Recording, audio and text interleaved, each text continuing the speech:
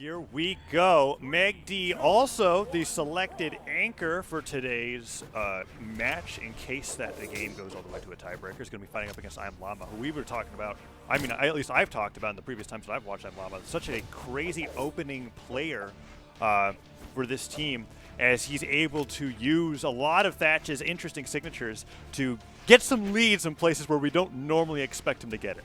I mean, that's kind of the crazy thing, right? Thatch is such a glass cannon of a character. Everyone's like, oh yeah, he doesn't have that much defense, but man, if he gets those hits and ImLlama has these moments of brilliance, it just skyrockets you ahead in a format like the crew battle where every stock matters, chained one right after another.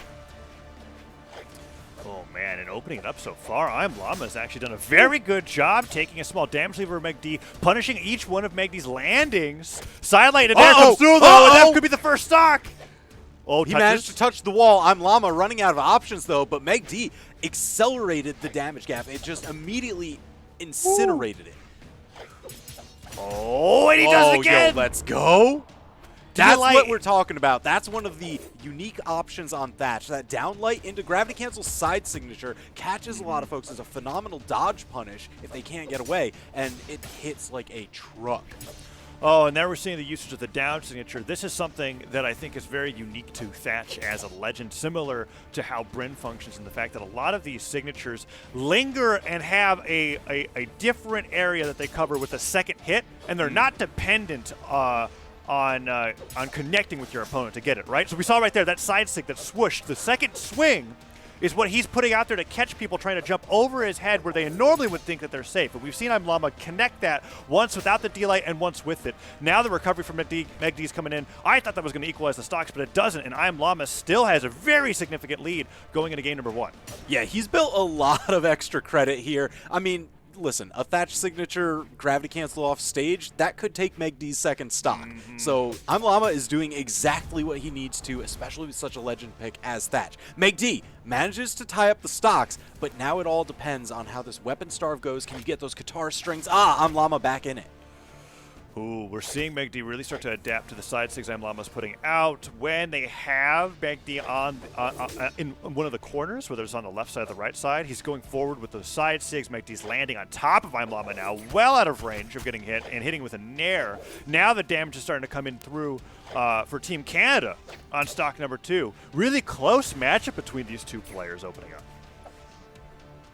Yeah, it's going to all just hinge on megD. Yes, get the dodge read. Ooh, ImLlama sneaking right underneath the neutral air. Oh, was it side stick time? I thought I was going to be, and megD I think was thinking that too, so they jumped up pretty high using that platform to their advantage. But ImLlama returning in kind, jumping off the platform, hitting the side air, waiting for megD to land, and the down sig! And there's the second swing. He catches megD off guard by charging it a little bit. The second one comes in as megD comes in for the landing, almost takes him off the top and puts a significant amount of damage. Now a D-Light recovery almost certainly will do it, and it looks like ImLlama's confident that just a pickup recovery would be able to finish the deal. megD is finding these little hits, the side light into neutral lights. Manages to dodge through that side air. Probably would have taken him out. You see that barbecue sauce color, even the recovery from down that low. And that's it. ImLlama takes the second stock, still in the lead. Can megD equalize pretty quickly? Guitars are picked up. Sidelight goes through. ImLlama gets one tap off the guns, tries to get the second sidelight. Doesn't get the second one, but the down air does connect, and ImLlama is still in complete control over the game so far as the down air hits, and a second down air just barely whiffs. Ooh, megD getting around that down air. Manages to tag ImLlama for a little bit of damage, but he needs to find one of those strong power hits to equalize the stocks. You at least want to take 2 off. There you go. Job well done. And now this is just about even. Yeah, no matter how storied the last 2 stocks were in ImLlama's favor, if megD gets a good guitar and neutral sig off the left side of the stage, that's it, and Team Canada has the lead. ImLlama has to put in a lot of work here to make sure that when they switch off to Stingray, that things aren't too dire. Let's see how this plays out here as ImLlama's using that platform, dashing forward with the downlight to just descend a little bit, maybe catch megD off of a dash jump. But man, those down sticks have caught so many landings. ImLlama has hit the side stick as well. Look at all of this, just completely demolishing megD. Is it going to be time? Side stick here on the landing could be huge. D-Light Sider keeping them off stage. Doesn't have the cannonballs because they don't have the blasters, but they're perfectly fine with this edge guard. And these downlights are just connecting all the time. ImLlama on the verge of securing a stock lead, and he gets it. Team MDVA goes up 1 stock so far against Team Canada, and now it's up to Cosolix, the player that Lil Capped was talking about, where it's like, okay, if Team Canada is going to win in crew battles at all, it's going to be because Cosolix takes 18 stocks. Let's see if he can start with the first one. Oh my gosh, almost with the full ladder up the top. Whoa. And there it is, 0 to death. Cosolix just comes in and he's like, no, this is even, don't worry. Sidelight into whatever, sidelight into taking the stock.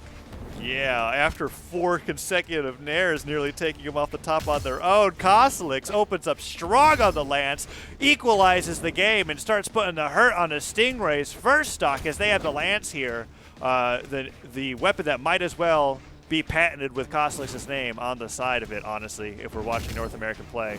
Look at him go with that side air, already opening up with a lot of damage on the Stingray, but Stingray now finally hitting back. Yeah, Stingray's finding a lot of these little bunny hops to get over the neutral light, side light, even the grounded side airs that Cosolix is doing to try and control space. And now Stingray actually pushing himself for a little bit of the damage lead, but look at that. It only takes a couple hits for... Oh, wait a minute. The slap? Do we get the other? Oh, he touched! My God, oh, that was so close. The side air like hit the very tip of the corner there, getting Cosolix a jumps back. When we saw the sweat beads, I thought Cosolix was going to go down, but nice usage of the aerial mobility that comes to the Lance to make it back, keep the stocks even, and now Cosolix fighting for that lead as that side air disarms Stingray. Neutral Sig trying to catch the landing, doesn't get the neutral light afterwards, but man, Cosolix has got a flow chart of attacks to put out after one doesn't connect, and the downlight finally does, but Stingray manages to take the first stock and take the lead for Team MDVA. Yeah, this bodes pretty well because, you know, Stingray is actually the anchor should this go all the way to a tiebreaker. So seeing how he performs in the crew battle, which is a 1v1 format, is going to kind of give us a little bit of a preview towards the end of the set, if that is required. Well, and it's funny that you say that because I'm inclined to say the opposite. I would, because usually what happens, so that I've noticed with Team MDVA, is that Stingray kind of flubs the crew battle. It usually was put at the last spot. That's why it's actually fun to see Stingray here as the middleman going into the crew battle. I like the change. Because we've seen so many scenarios where Stingray just gets completely messed up, and then we go to the tiebreaker and Stingray dominates whoever he fights that he was previously losing to in the crew battle. So now that's I'm worried something else that I wanted to bring up and mention is that every single match involving Team Canada and Team MDVA has gone to tiebreaker throughout this entire Pro Series.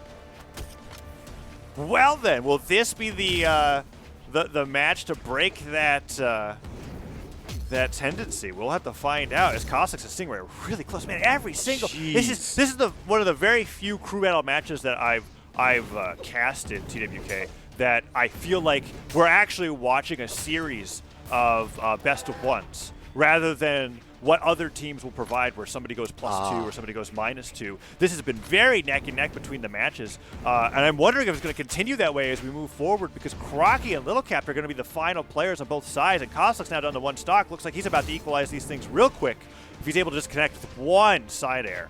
Yeah, this one is just really cool how even it started. Because Cosolix, got the 0 to death as soon as he hopped in, and then it's Cosolix versus Stingray. I mean, this is just a top 4 tournament match. Yeah, like we actually just see this in the seasons.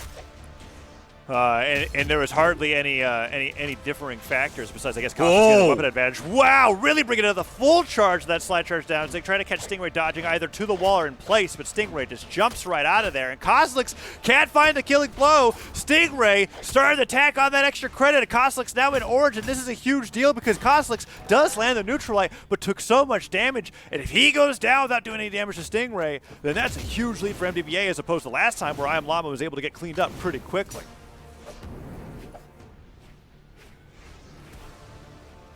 Man, it's always just interesting to watch Cosolix at how good he is at priming the next Lance. Because we saw it as soon as he jumped into this match, he got the axe and he tossed it down onto stage to get it to disappear faster. So that way he could get the Lance that he's looking for. And he's just been rolling that constantly. Ooh, he puts up the neutral light. Doesn't put the down light that time because Stingray didn't try to punish. Uh-oh. D-light side air. That's it. Oh, that was clean. And this is the scenario I was talking about. The Cosolix really was aiming to avoid putting Crockie into a situation that they not only have to clean up Stingray's last stock, that's basically fresh, but then go through 3 of Lil Capped stocks. Let's see what Crockie is able to do here, being the final position in MDVA's crew battle roster, or Canada's crew battle roster. Ooh, nice air. I love that. That was an awesome platform. That dashing down with the neutral air covers a lot of space, and you get like that interesting bounce on hit. Right. Well, and you have to delay the neutral air input just long enough, like so that you're connecting with it on the ground, but still get the drift. Nice. I think that's something we're going to see Crockie use on any map that you give him that has a platform. Yeah. And look at that. Now he's... I just like watching that dash approach, even when he wasn't doing the neutral air, because now he's conditioned you to think about it. He's trying to bait the dodge there. Platform's not moving around, but Crockie seems to be playing completely around it. It's not going to switch off to the spear, or off of the spear. Throws the weapon down. Goes over the neutral air once again, just tacking on little hits here and there, but Stingray's returning in kind, and Crockie has taken significantly more damage than Stingray has. Nice job interrupting that recovery, but that's not that much damage. Crockie now on over to the scythe. Gets hit away with the side air. Comes back to the stage, and that stock's gone. Stingray looking good. Yeah, I mean, it was as soon as he saw that scythe recovery come out, the sweat beads pop. He's like, I got you dead to rights.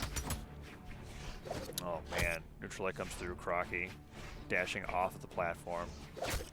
Trying to fall to nairs again. And Stingray is actually punishing Crockie for that approach now. He's noticing that every time Crockie touches onto the platform, he might as well just be in the air ready to fall with the neutral air, right? It's and he's interrupting the spear nair before it even starts. Yeah, I mean, that's one of the things that you get to do with a weapon as quick as Qatar's. Few others could contest it quite like that, but man, Stingray is using them to perfection. Oh, nicely done. Wow! Doesn't take it off the top, though. Geez, still surviving. Tall ceiling here, really paying off for Stingray. Oh, but Crockie finally managing to take the stock down, but now he's got 3 fresh stocks to cut through of Lil Capped, and he's only got like 1 and a hit left on him. I was going to be a little more generous. I was going to say 1.5, but 1 and a hit is definitely a lot more accurate. As Lil Capped opening up here, Xavier Woods, sword picked up, tries to throw the trombone into Crockie's skull, doesn't quite connect, and Crockie gets a stop sider to the face. Weapon starving coming up from Lil Capped here, really opening up strong as that D-Light recovery will secure a significant lead, 3-1, and Lil Capped looks to be making much faster work of Crockie than Stingray did on that last stock. Yeah, so this is something that we've also seen in the crew battles before from Team MDVA, is Lil Capped really just accelerating whatever lead they've started to build. And, you know, even if it doesn't work out in the end, he usually goes very, very positive with tons of damage. Yeah, he's either par or just above. It's rarely beneath, and Lil Capped has done a great job of doing that in crew battle. So being in a position where they are basically the anchor of the crew battle, and you're giving them a lead going in, it's got to be the most comfortable spot that he could possibly be in. Nair hitting now, putting Crockie in the deep yellow. One more hammer connection right here. Side light, D-Light, side air, whatever have you will bring Crockie into orange, and Lil Capped still has 3 stocks to his name. The damage is building, even with the bounce. Just enough to survive. Sweat beads coming out, but Crockie opting for the weapon starve. Nice down sig. Crockie has been getting a lot of those dash forward sliding down sigs. He got a lot of them on Stingray. Now he's really covering the ground with Lil Capped, kind of acting like sand traps on the ground, right? Just sliding around, putting up the spears, trying to take Lil Capped off the top, and he succeeds there. 1 stock taken, 2 to go. Crockie could still do this, but it's going to require some impeccable gameplay, and those 2 recoveries are not what we're looking for. Now he's unarmed too, and the weapon star pancakes out. Lil Capped taking it for Team MDVA. First game of the crew battle going their way. Yeah, and I think Lil Capped's analysis is right on the money. What I felt like was a little bit of vulnerability on the axe when fighting against Stingray's Asuri. Stingray really took advantage of how slow that weapon was, but let's see how this plays out here. megD, like you said, has the cosmetic upgrade, is now going up against ImLlama again, and while I was focusing all on Cosolix and Stingray, there's a lot that can happen in this matchup too. megD and ImLlama, I think, went a lot closer than I was ever expecting it to go between these 2 players, and maybe that changes a little bit going into game number 2. Yeah, I mean, you would hope to see it change at least a little bit just because, listen, megD is the anchor in the tiebreaker for Team Canada. So you want to see that warm-up happen during the crew battle. You want to see any adaptation. I know it's going to be a slightly different matchup, but megD actually has a chance if they run through all 3 stocks of ImLlama to get a couple hits against Stingray and try and get a read on some of those, dodge tendencies, what he's going to be opening up with. Yeah, I didn't even register that, honestly, when it happens, but we didn't even have the anchor for Team Canada didn't even get to the anchor of Team MDVA in the crew battle, right? And that was one of those situations like, oh man, is this what we're looking at here? Is this just that bad of a matchup discrepancy, or is Team MDA really just going to take it all here against Team Canada? We are finding out. Lil Capped would have you believe so, but I'm not so sure. megD taking the first stock here, that's pivotal. But also, I'll have you remember every single game that has involved Team Canada and Team MDVA has gone to tiebreaker. That means even against Midwest, even though Team Canada didn't win, that was down to a tiebreaker. Mm-hmm. Very, very true indeed. And I'm looking forward to that happening in this matchup as well. I'm just curious who's going to... Because I mean, we're basically, if we assume it's going to tiebreaker, right? Which we could only assume so much. I mean, it's too early to call, but... Right. But we could be like, whoever wins the crew battle, we're like, they have broken their 2v2 streak. Let's go, right? but we'll have to wait and see. ImLlama is still fighting to take this first stock off megD, and megD is doing a lot better going into game 2 of the crew battle. Securing a lead and keeping it, not even at a point where I feel like a D-Light recovery from Sword will take megD up the top. It's going to take a few more hits before that can confidently knock out. And megD, still surviving. Now it might do. I forget. That hits pretty hard. It's an exchange for the fact that he's basically got no body armor at all. But that down stick doesn't hit. Yeah, that's the main threat is, you got to watch out for those Thatch signatures. And megD doing a phenomenal job this time of staying out of their usual range. Neutral light recovery has a full stock lead on ImLlama now. This would be huge if megD can go +1 against ImLlama, if not +2. If they are able to take the stock and only lose one themselves, it's a completely different game from before. But that down air, ImLlama just inching over the edge, catching megD popping their head up over the corner, perfectly placed, and spikes them off the bottom of the stage. Oh, wow. Oh, yeah, but the Qatar recovery there to clean it up. When you're that high up, it doesn't take too much to send you over that higher line. I was surprised that the neutral sig honestly didn't do it. They were able to get that D-Light neutral sig off of Mammoth Fortress's platform while it was at the highest possible point against Thatch in red, but no, it was the Qatar recovery that sealed the deal. Now 2 stocks to 1. megD really looking to make up for that performance in the previous game. And if they could go into the matchup against Stingray, like you said, and just get a little bit of that warm-up, a little bit of that matchup knowledge, I think that'll be a huge deal. And if they can go in there with 2 stocks and then even take one, that has got to be a huge confidence booster for Team Canada, regardless of how the rest of the match plays out. Yeah, it's going to be a quick mental switch that megD is going to have to do, but the tough thing is, ImLlama has those flashes of brilliance. If he actually gets on, and the string kind of like we saw at the tail end of last game to really just accelerate the stocks, megD's got to be careful. Oh, man. ImLlama really trying to get some hits in, but megD very confident with how they're playing. Goes through with the recovery. ImLlama dodges in place. Side sig doesn't get punished, using the fact that the platform was rising. It hadn't landed yet, so that he falls a little bit at the end of that side sig. You lurch forward a bit as Thatch when you use that move, so he's able to fall to safety. Yeah, that's something you'll see people use signatures that have built-in movement a lot. They'll aim them just right around that corner to use it as like a little bit of, chest-high wall cover almost during the recover time. Oh, big signature. And that damage gap is closing. This was a full stock lead, and now it's like a half stock lead. We saw what ImLlama did in the previous crew battle in this situation. Down sig, side sig, epic edge guard. Suddenly he's got the win, and then he's put it. I mean, he didn't really exactly do too much damage to Cosolix, but he did what he needed to do, and that was prevent Stingray from having to encounter this matchup. And maybe he could do it again. megD is fighting ImLlama off the edge, but he's not fighting any downlight. Side air will bounce him off the stage. ImLlama, that's it. Let's go. All right, so megD very fresh on this final stock. Let's see how much runway he's got against Stingray. Right. This is much more in line with what I was expecting coming up between these two teams going into the crew battles. megD now up a stock for Team Canada going up against Stingray. Stingray dashes back with the neutral light. Man. Try to end this stock really quickly. I mean, Stingray is looking to make a similar performance to what Cosolix did against ImLlama in game number 1. They still have not been hit. Side stick, that would have done it. That would have done it for sure. Really going for the ending. Yeah, this change of pace and movement style from ImLlama into Stingray, I mean, that's got to give megD whiplash. Good punishes. megD is starting to adjust, though. Kind of iron out the kinks in the back of their neck. They're going, like, okay, I get the matchup that I'm fighting against right now. This is no longer Thatch. This is a mere matchup, and they're really putting her near the landing. megD looked like they was on the verge of sudden defeat, but no, Stingray avoids the hit and gets the punish, and that's the stock. Man, all off the back of megD wanting to swap over to the sword. You know, the weapon was flashing, just couldn't get there in time before it flashed all the way out. Oh, but Cosolix coming, flying in, taking very, very happy that this time when they go against Stingray, not only do they not have to take out the last stack of ImLlama, but they get a little bit of damage on the Stingray as well. That side air coming A little bit through of damage? That was a Stingray ton of damage. Cosolix sitting pretty.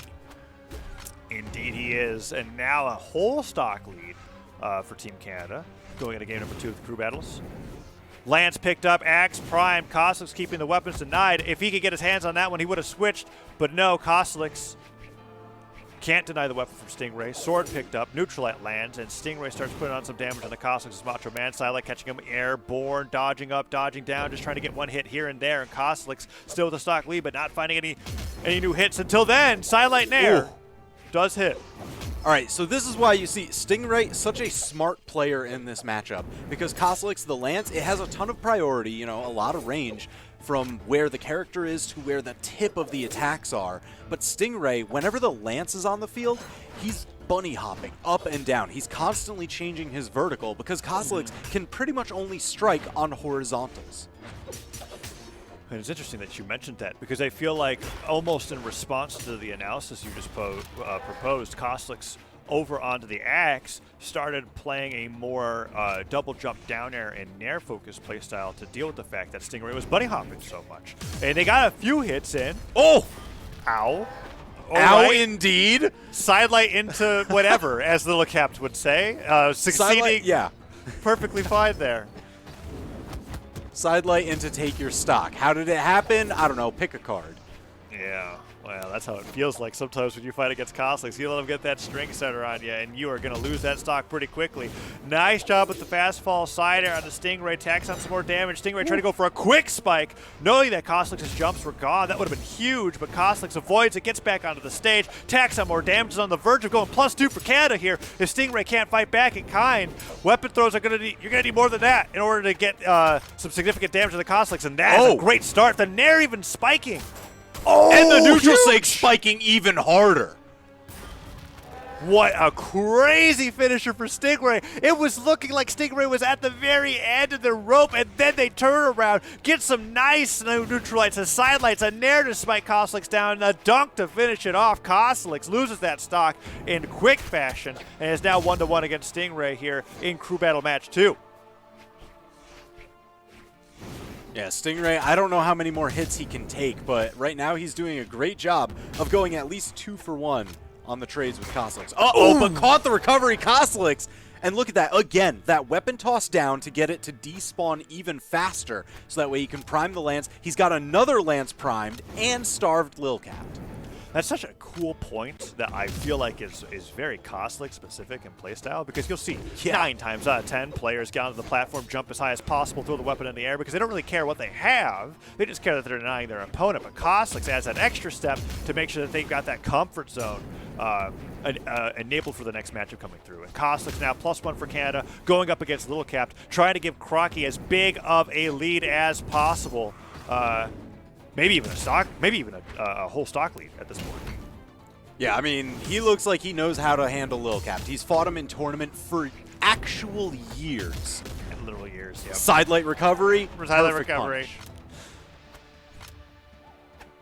Nicely done. Catch the Lil Capped off guard. Lil Capped can't get that dodge in time. And here we go. Lil Capped picking up a sword.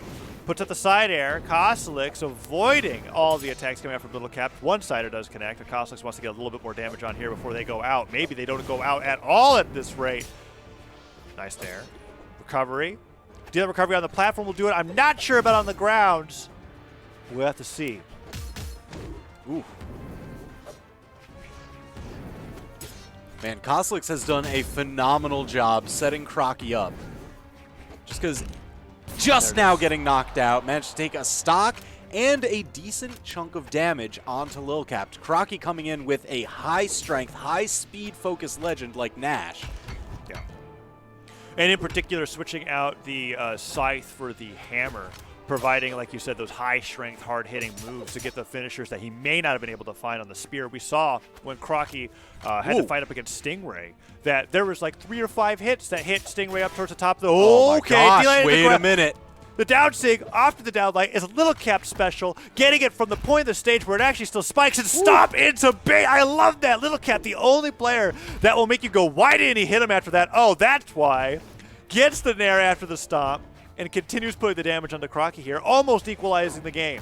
Yeah, this is why they put Lil Capped at the back. They're just like, he has that clutch factor. He is able to turn things around when they are at their darkest.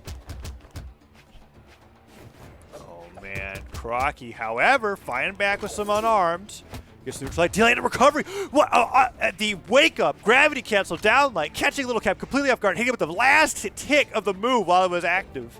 The attack on that extra bit of damage. Ooh, Crockie ground pounding. Out of the way, gets the recovery right back through. Now on the Spear, and he's using the platform on Mammoth Fortress very similar to how he was using it on Apocalypse, like you said. Yeah, I mean, those are two of the most popular map picks for a lot of these players, so not surprised that he's got some tactics that can kind of flex between them. Let's see if he's able to get through with an air. Downlight doesn't hit, but it was the right idea for sure. Lil Capped jumped. Crockie had the read, he just didn't have the spacing. Oh, avoids that. The side six snipes Lil Capped from center stage. Can he get the edge guard? Goes in for the pogo. Weapon throw. That's it. Crockie has to take one more stock for Team Canada to bring it to Game 3. Pogo into weapon throw. That's like the reverse egg drop, right? Pretty much, yeah. Well, it was so interestingly timed too, because the weapon throw didn't come directly after the pogo. It kind of waited to see if Lil Capped was going to use his dodge at all. And man, Crockie just hit every single signature in Nash's kit. Yo, the cool Croc now going for the big damage. Up throw down. Hammer still in hand. Tries to go in for the falling side air. Ooh, Lil Capped doing a phenomenal job getting around a number of these attacks. Just knowing that he's only got this one stock left. He's got to equalize. He's got to take this for his team if he wants to secure the crew battle, unless we're going to a Game 3. Ooh, weapon spawns. Neutral sig. Lil Capped trying to go for it, but Crockie recovers low. Spear picked up, plays on the platform. Neutral light misses. D-light recovery takes him on the top, and that's 1-1. Lil Capped could bring this to a 2v2 right here, right now. He just has to take down the stock from Crockie, and Crockie could take this for Team Canada, bring it to a Game 3. Hammer versus Hammer now. I give Lil Capped the advantage in this situation. Crockie definitely more of a Spear main. Yeah, I mean, you know, you talk about Cosolix with the Lance, Lil Capped with the Hammer. Yeah. And it's showing, man. All these huge, chunky hits time and again. Crockie, you can throw away the hammer, pick up a spear. The weapon spot comes through, but Lil Capped denies it. He goes over to the sword, dealer recovery. That's almost it. One more will certainly do it. Crockie does no jumps left. That's it. He has just his dodge back off the limb. Wow. He makes it. I can't believe the movement. I thought that was it for sure, but Crockie, you were right, had just the jumps that he needed to make it back. Oh my gosh. Is he? Oh, again! Crockie just threading the needle. This is insane. But he still can't find a weapon. Lil Capped's kept everything denied, and he keeps hitting the side airs. One more side air will do it. Recovery will do it. Crockie is in a position where he actually has the spear over Lil Capped. He throws it away. The neutral light hits Crockie. Wait for the weapon spotter in favor of Lil Capped. The D-light, very edge of it. Gets it. No dodge. Hits the recovery. Lil Capped damage, but not nearly as bad as Crockie, and that's it. Jeez, so Lil Capped closing it out for MDVA. That's 2-0 in the crew battle. Here we go. In a game number 1 of this 2v2 between Team MDVA and Team Canada. Oh, wait, look at that. TWK, what is Wilson opening up with? It's the Queen Nai, man. Queen Nai never die. It's been a while. For those that are basically, you'd had to have been here from the start of Brawlhalla history to know that Wilson really made a name for themselves on this Queen Nai. And Queen Nai, as the meta of Brawlhalla has evolved to be a lot faster, a lot off stage, where Queen Nai was a lot more of this tank that you just could never kill, Wilson was the best at playing this character. And opening it up with the Queen Nai here into game 1 of this 2v2 is so incredibly exciting and nostalgic, as Photo would say. And they're opening up strong with that down sig, taking off the first stock. Yeah, this is definitely something that they're going to be looking for because, look, it's about mid-range stats, maybe a little light on the defense for Team Canada. Pugsyxd with the Finn using the defense stance to push that up to 4, whereas both STTP Wilson, oh my gosh, just getting ground pounded off the bottom. But Wilson and Cody, both on some of the highest defense legends in the game. Ooh, down air from Pugsyxd hits. Cody gets hit by that recovery. Falling with the side air, though, is trying to take iThrowow on the way down. Pugsyxd on the Finn. Woo! Now a lot squishier than all of its opponents. We were looking at Barasa and Queen Nai. Yes, you are incredibly vulnerable to getting knocked out early, but Pugsyxd is making it work. iThrowow still managing to survive on this boat VAR, but man, match is close so far. I'd say, I mean, yeah, Team Canada has elite stocks, but I mean, it just takes probably 2 hits on both sides to finish it off. There goes a side sig. Wilson continuing with getting all the knockouts, and Cody Travis giving his own side sig there at the top to take the lead in stocks. Yeah, so this is the other thing, right? Because, you know, Wilson, when he's on the Katars, he has some incredibly hard-hitting signatures. We've seen him land that neutral signature before when Pugsyxd spot dodged what would have been a team combo between Wilson and Cody. And then when he's on the spear, he has all that extra range to cover Cody while Cody is just going nuts in the front of the field.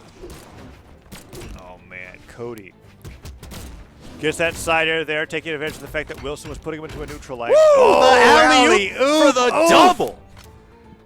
Look at Pugsyxd. He's so good.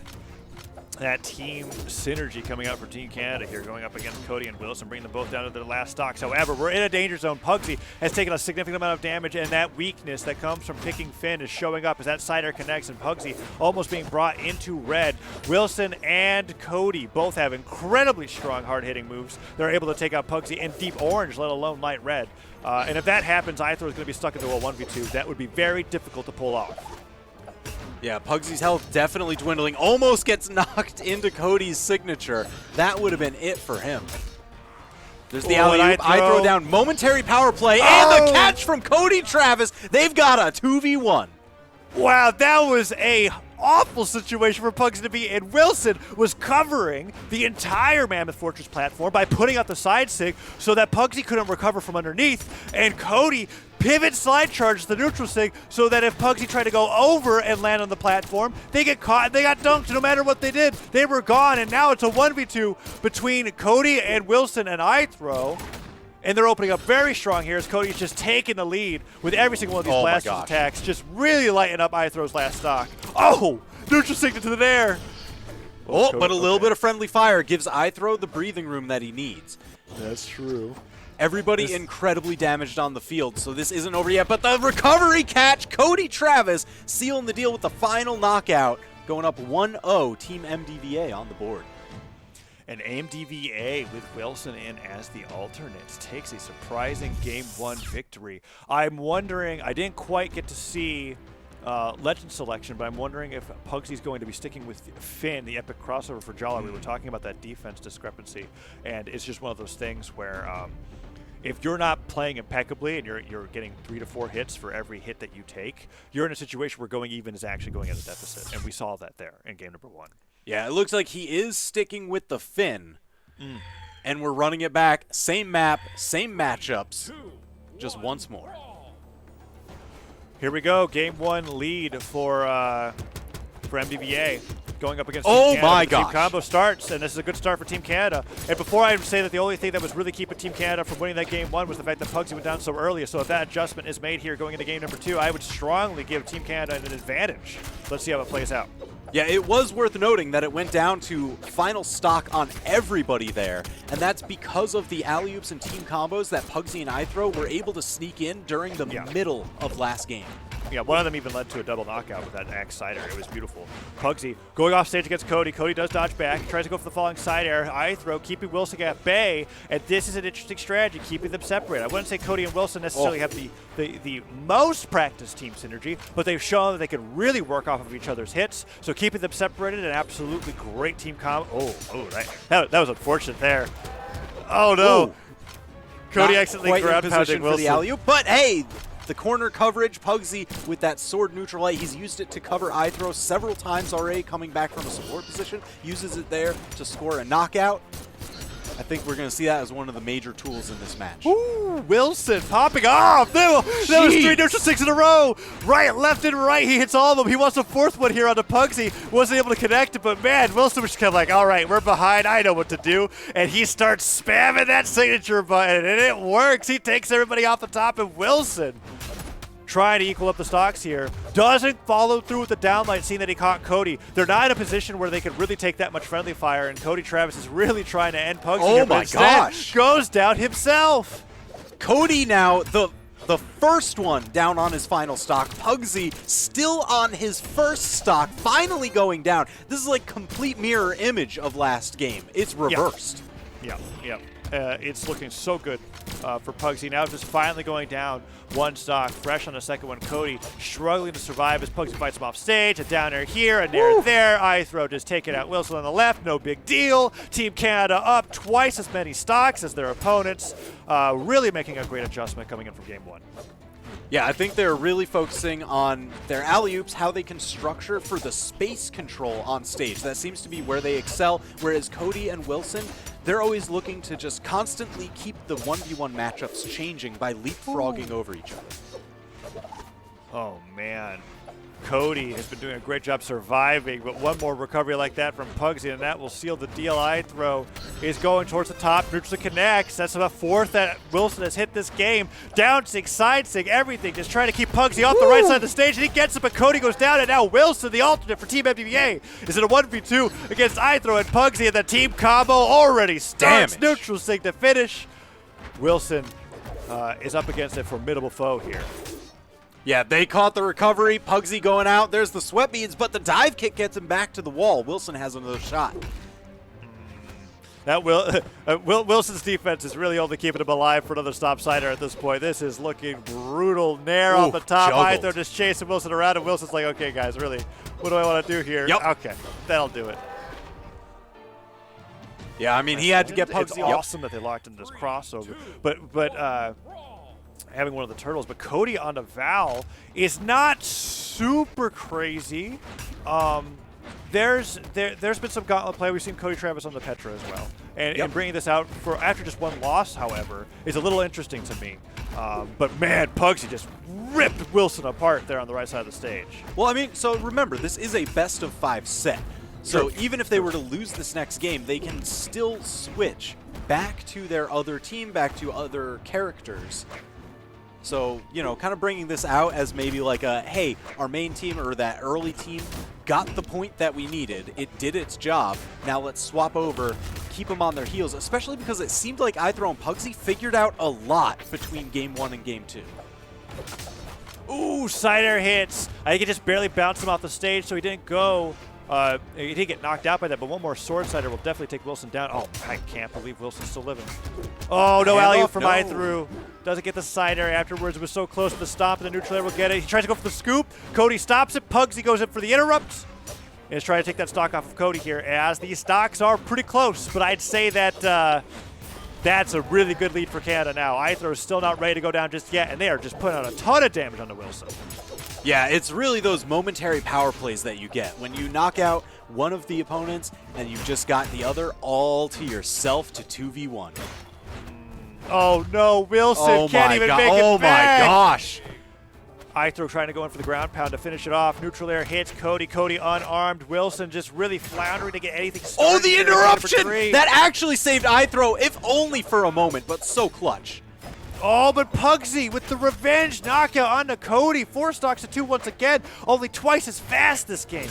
This is huge. This is absolutely huge.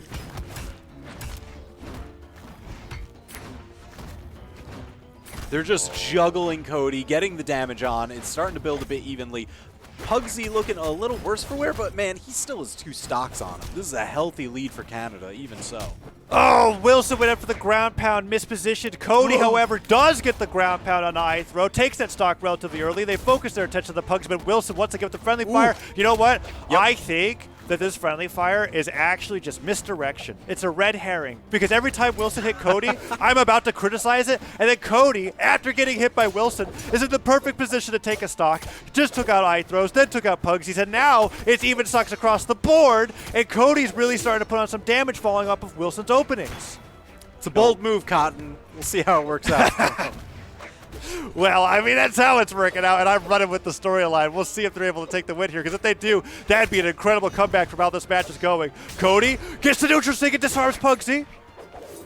Huge.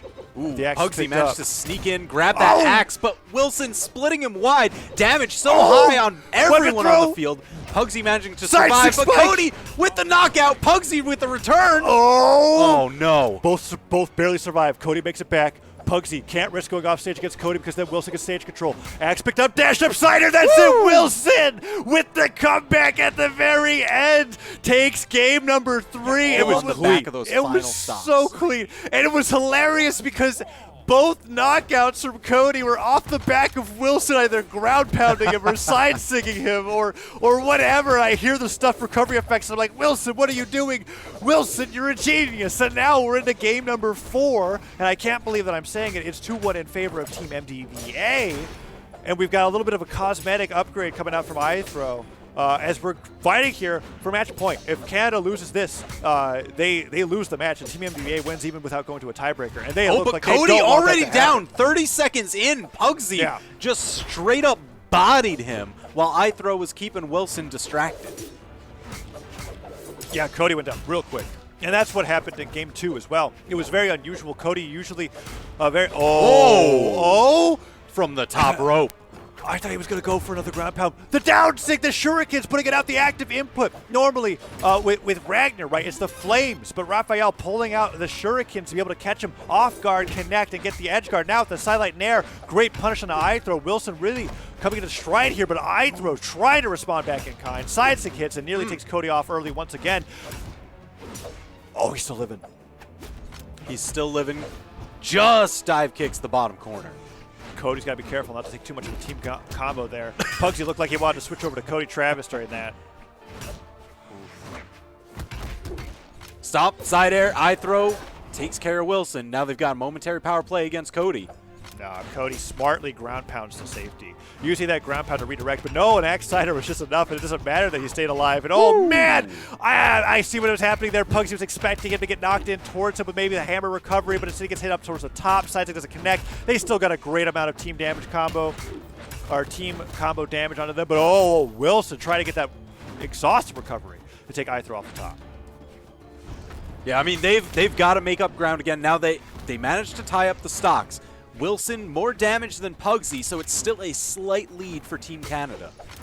Slight lead. Last time, we had some crazy offstage shenanigans, like so. That led to an untimely demise for Pugsyxd. Wilson gets sent flying, and they start focusing on over to Cody. At this point, I feel like it would almost be in the best interest for Wilson to lose the stock, just so that he can help Cody a lot more often. There he goes. Cody picks up the sword at the edge of the stage. Oh my gosh, read him Pugsyxd. wide. Cody read that Pugsyxd was going to fall wide of the stage, try and go for the outside recovery path, and just ground pound straight through. Oh, and Wilson and Cody are in the same situation that they were in the previous game. Last time they turned this around into an amazing victory. Let's see if they can do it again. Pugsyxd and iThrow really want to bring this to a game 5. There hits. Cody taking a lot of damage, but Wilson really becoming the carry here at game number 4. Ah, but there goes Cody. Oh, yes, just gets the touch. Oh, and Wilson in a 1v2 gets the sider on one, the sider on the other, goes for the side stick finisher. iThrow knows he just has to survive, but the down air from Wilson comes through, tacking on more damage to the Pugsyxd. One more side air, a recovery onto iThrow, and it's a 1v1 between Wilson and Pugsyxd. There's the juggle trades. Wilson trying to employ the hit and run strategy. He needs to build just a little bit more damage. The side air gives him some time. He gets another one.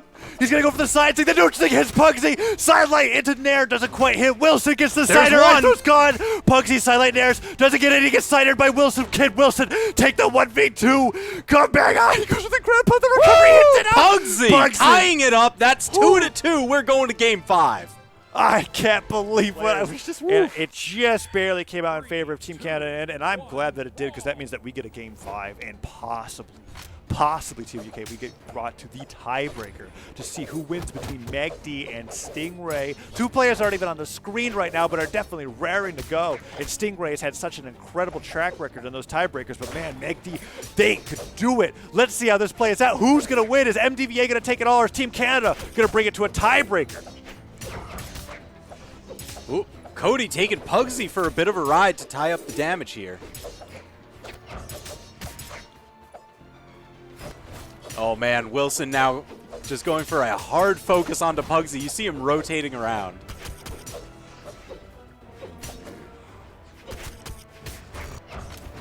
Recovery hits, iThrowow.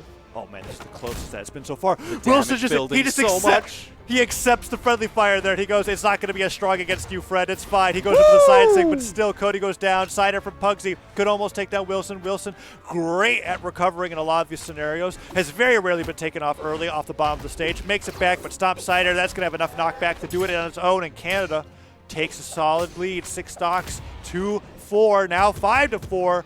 Cody went for the alley-oop, but he couldn't do it. The neutral light was just a little too strong. But Cody Travis, if he gets that recovery, that could make this game completely even. And iThrowow intentionally chunking his own stock to even out the damage, so that way he doesn't leave Pugsyxd alone for too long. Yeah, I have seen far too many situations where somebody tries to keep that stock count up, not realizing that they're actually lowering it because their teammate keeps getting 30 to 50 damage every time that they spend 5 seconds getting back to the stage. Great choice, and we're brawling it out here again in the middle of Mammoth Fortress as all teams are struggling to take that first lead that both sides just can't seem to find. Man, they do have quite a bit of a damage lead going, though, and it's worthy of note that those first 2 stocks that Team Canada took off of MDVA were on the backs of iThrowow supporting Pugsyxd. Pugsyxd usually got caught in something or was trying to bait out an attack, and then as soon as, they bite, iThrowow comes in from behind with those strong hammer hits and seals the deal. Ooh, down sig from iThrowow into the alley-oop, but the side sig Team Canada. Go! Oh, man. And this time, it was Pugsyxd setting up for iThrowow, although honestly, it's still that support position. When your teammate's getting those neutral wins and you're just there to seal the deal, you're absolutely playing the best kind of support that you can for a teammate into a 2v2. And iThrowow gets the credit for that double knockout. However, Wilson, that sidelight side air, even if he thinks up, iThrowow, no dodge. Dips down to that avoid far the down. Wilson bet it all. Wilson bet on a ground pound, and that might seal the deal. I think we're going to a tiebreaker, TWK. Cody Travis is now in a 1v2 where it's 3 stocks to 1. Now, listen. I don't want to count him out just yet because he's gotten a ton of unanswered hits in a row, and this is Cody Travis we're talking about. Oh, it is Cody Travis we're talking about, but he's caught in the combo. No, he gets another shot at life. Oh man, but it's Team Canada. I mean, they get that shutdown. iThrowow goes down, but look at that. Surprise, surprise. Another stock is there. And Cody barreling through with the sidelight on the sword.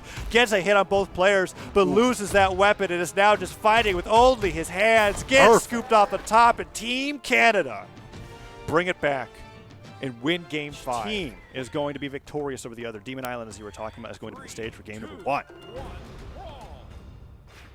All right, so we're going to be watching out for a lot of the Qatar offstage plays, the sword ground pound into down air, so dangerous when the walls are so small, and of course, we have to mention Asuri's neutral signatures. Whether it's on the sword or the Qatars, they both dunk.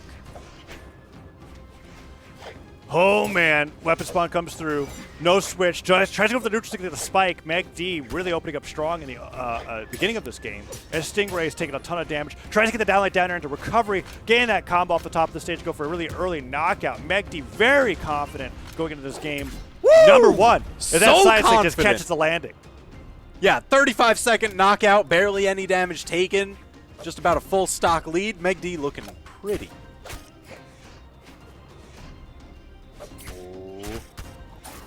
Trying to go for the neutral stick. megD dashing forward, dashing back, keeping Stingray on their toes. Stingray starting to build up the damage, not letting megD get barely any extra credit. Ooh, the quick turnaround in the neutral light has the corner guard. megD trying to stall for time. Recovery off the top. Stingray tying it up in kind. Oh, yes, and very quickly tying it up as well. I was thinking that megD was going to run away with that lead, but Stingray, well, I mean, maybe he does. It's just, it's on a fresh This is a stock seesaw now. of a match. It's just going to go back and forth. Is this what we signed up for? Oh, man, megD opening up strong with the guitars, claws in hand, Nair hits, tries to go for the neutral stick to really spike Stingray down to oblivion, but no, Stingray, megD just dash jumping left and right over each other, waiting for the other one to make the first move, and Stingray gets a few clean hits in.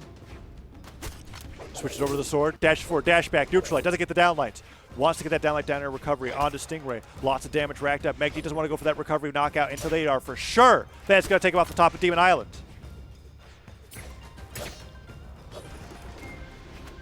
Oh, the weapon toss just to put megD on their heels. Again, using that for the mid-range approach because right now megD has the range advantage. Oh, and the down signature to boot.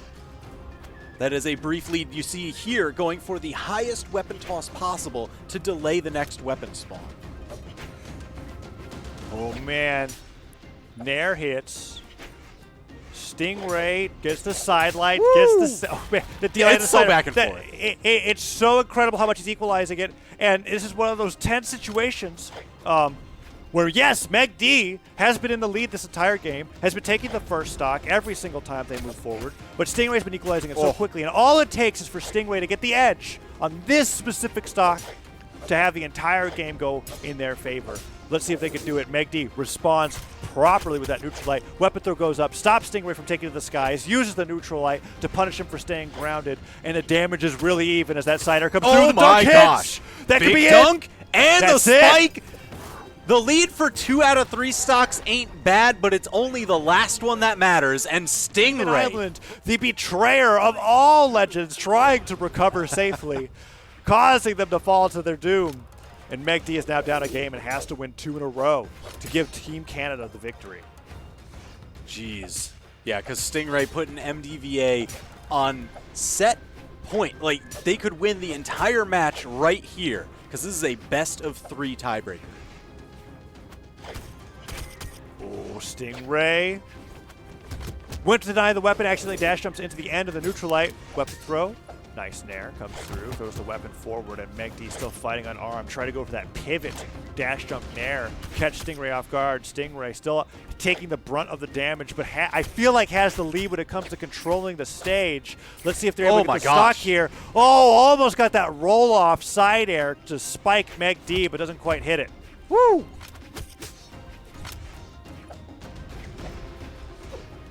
Man, they are both hunting for the knockout right now. Stingray definitely going to be looking for the downlight into recovery. You see just the raw recovery there, maybe. Weapon spawn. Gets caught out of the air, but that down sig catches the landing for megD. I'm loving how much aerial mind games are coming out between these two players. They're going for a lot of these weapon throws, these lobs that are meant, like right there, right? Stingray is doing this when a weapon spawn comes up, making sure that it arcs perfectly over the position that his opponent is in to force them to stay grounded so that they can get these neutral wins or force their hand. And it's been working out so well in both directions between these players. Oh my, double win for the triple? That was crazy. Stingray getting a ton of extra credit on the board. Oh, and the coverage, yes, stayed under the umbrella of the weapon toss that he calculated beforehand. Oh, man, and there it goes. Stingray with the weapon throw up, gets the sider on the stage. That D-line sider off the weapon throw pickup, and he's going for the grab pound, and he just barely aims it incorrectly. megD responding appropriately, gets him at the edge of the recovery, carries him up off the top of the stage, but man, you were saying extra credit. Stingray is just a solid hit. Down sig, side sig, anything. Even a side air. Recovery from giving us a whole stock Yeah, lead. why not? I mean, dealer's choice here now. Starting to get a little bit of damage, chipping away at this damage lead, but not enough. Stingray so incredibly healthy, and this could be the final stock. Stingray is on Yep. set point. Yep. This is a lot different from the last game as well, whereas megD and Stingray were on one stock apiece, completely fresh health, and Stingray just barely took it off the edge with that dunk. Stingray is now fighting with a full stock lead, but megD is so good at laying those D-Light downer recoveries and getting the nairs afterwards. They've brought Stingray in a red already. Avoids the weapon throw, that time going low, hits the neutral light. megD is just one solid stare away from even this up, and that's it! megD! 0 to death, basically. I'm on the edge of my seat, like heart actually pounding. megD needs this stock to stay alive, but Stingray is just finding every single hit. Yeah, Stingray has definitely got the clutch factor when it comes to this last stock scenario between the two players. megD charging up the neutral stick to try to dunk Stingray off the ground, maybe get some combo potential off of that. One nair hits, but the side air swats megD away. megD's guitars, they got to be close to getting knocked out of their hands. They got to be careful. Silent comes through, neutral light damages the weapon straight out of their possession. megD goes for the new sword, and Stingray he smells blood in the water. He knows that this is it. He could get the edge guard here. He's waiting for wall slip to activate the recovery. Connects. Stingray gets the edge guard after a surprising show of patience and a 200 damage lead, winning it 2-0 in the tiebreaker for Team MDVA. So MDVA taking it over Canada in the tiebreaker, pushing it all the way. Just seems to be their style of play, and man, they are so good at it. Yes, Stingray. I've never. It's been a long time since I've consistently watched somebody who is their scariest when they've got one stock left on the line to play with. And